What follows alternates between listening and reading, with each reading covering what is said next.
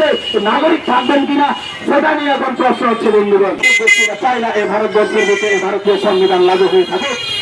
জয় ভীম, জয় মূল্যবাসী, সকলকে শুভেচ্ছা এবং সংবিধানকে সাক্ষী রেখে আপনাদের সামনে একটা ভিডিও নিয়ে আসতে চলেছি বা আসলাম। সেটা হচ্ছে 242 নম্বর হরিরামপুর বিধানসভা মূল্যবাসী স্বাধীন প্রার্থী রামকৃষ্ণ মাহাতোর হয়ে প্রচার প্রসার চলছে। সেই প্রচার প্রসারের ভিডিও আপনারা সামনে দেখতে পাচ্ছেন বা পথসভার চিত্র বা স্ট্রিট কর্নারের চিত্র আপনারা দেখতে পাচ্ছেন।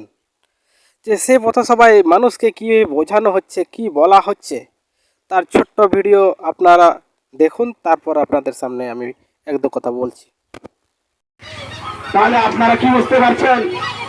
ভারতবর্ষের সংবিধানকে সরিয়ে দিল দিবালোকে দিল্লির যন্তর মন্তর শহরে। এই ভারতীয় সংবিধানকে পুড়িয়ে দিল। এই সংবিধানকে পুড়িয়ে দিল মানে কি পুড়িয়ে দিল আপনারা বুঝতে পারছেন? ভারতীয় সংবিধানকে পুড়িয়ে দিল মানে আপনার অধিকারকে পুড়িয়ে দিল।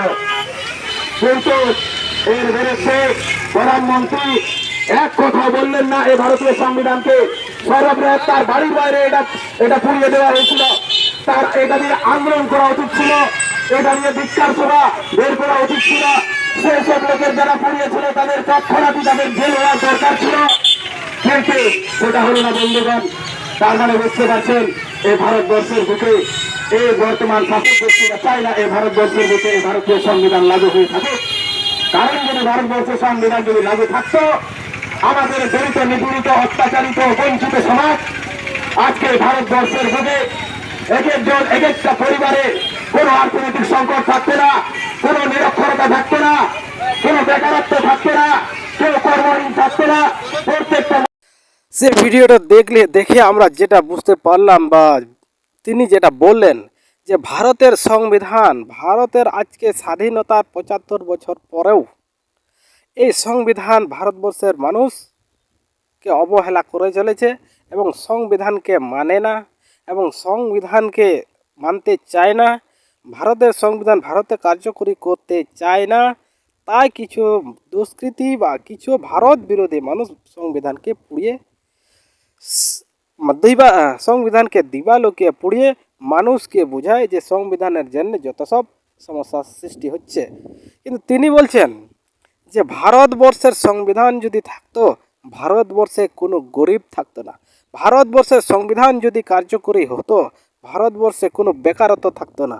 ভারতবর্ষে যদি সংবিধান কার্যকরী হতো, আজকে অত্যাচার নিপীড়ন হতো না। ভারতবর্ষের সংবিধান যদি কার্যকরী করা হতো, আজকে ভারতবর্ষে এত মানুষ দুঃখ দারিদ্র্যের দিন কাটাচ্ছে, সেটা হতো না।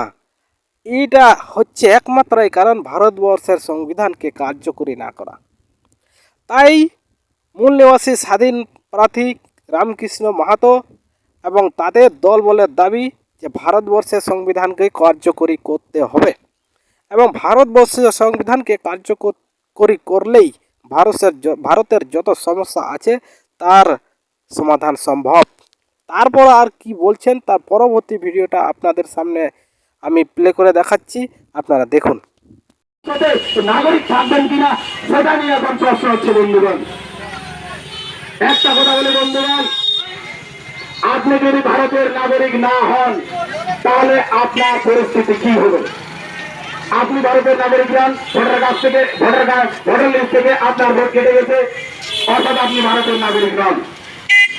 আপনি ভারতের নাগরিক নন। ভারতের যদি নাগরিক না হয়ে থাকেন তাহলে বহিরাগত অনুপ্রবেশকারী, এটাই হলেন তো উদ্বাস্তু, এসব হলেন তো, এসবের মধ্যে পড়বেন তো। কিন্তু আপনি যদি আপনার ভোটার লিস্টে নাম না থাকে তাহলে আপনি বর্তমান রাষ্ট্রের যে সরকারি সুযোগ সুবিধা আছে তা থেকে বঞ্চিত থাকবেন। কেমন বঞ্চিত থাকবেন?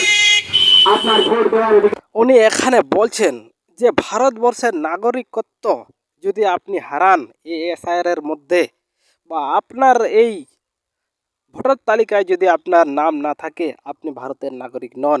আপনি যদি ভোট না দিতে পারেন, আপনি ভারতের নাগরিক নন। আপনি যদি ভারতের নাগরিক না হবেন তাহলে ভারতবর্ষের যে সাংবিধানিক অধিকারগুলো আছে সেগুলি আপনি পাবেন না। আপনার শিক্ষার অধিকার আছে, শিক্ষার অধিকার পাবেন না। আপনার সম্পত্তির অধিকার আছে, আপনি সম্পত্তি পাবেন না। আপনার মৌলিক অধিকার যেগুলি আছে, শিক্ষা, স্বাস্থ্য, বাসস্থান, খাদ্য, বস্ত্র, এই মৌলিক অধিকারগুলিও আপনি পাবেন না। মানুষ হিসাবে বেঁচে থাকার অধিকারটুকুই আপনি হারাবেন। তো এইভাবেই ভারতবর্ষের শাসক গোষ্ঠীরা বা এই ভারতবর্ষের শাসক গোষ্ঠীরা ভারতকে শাসন করে চলেছে। তাই তিনি আহ্বান জানাচ্ছেন 242 নম্বর বিধানসভায় রামকৃষ্ণ মাহাতোকে সিরিঞ্জ চিহ্নে ভোট দিয়ে জয়যুক্ত করার আহ্বান জানাচ্ছেন।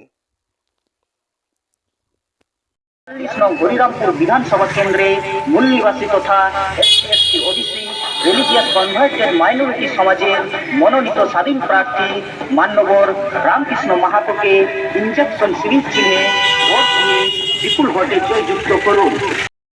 ভিডিওটি ভালো লাগলে প্রচুর পরিমাণে হরিরামপুর বিধানসভার সমস্ত ভোটারদের কাছে এই ভিডিওটি পৌঁছে দিন। তার শেয়ার, কমেন্ট, লাইক অবশ্যই করবেন।